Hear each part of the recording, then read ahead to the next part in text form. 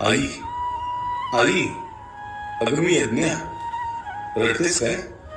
नको रडू का? पुरे झालं. आई इथं आले आणि पाहिलं तर स्वतः छत्रपती माझ्याकडे धावत आले.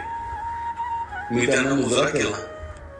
त्यांनी मला थांबवलं आणि कडेवर उचलून घेतलं. ग मला मिठी मारून खूप खूप रडले. मी म्हणाले, महाराज तुम्ही रडू नका. महाराज म्हणाले, बाळ माफ कर, मला माफ कर. तुला माहिती नाही आणि आम्हाला सांगत देखील नाही हे जे काय घडलं आहे ते. आज सह्याद्री सुद्धा टाहो फोडून रडतो आहे. माझ्या स्वराज्यात रयतेच्या काडीला देखील हात लावायचं धाडस शत्रूचं नव्हतं. आणि आज माझ्या स्वराज्यात लेकीबाईंना किड्या मुंग्यांसारखं चिडावं. बस अशा नराधमांना आता एक क्षणही जगायचा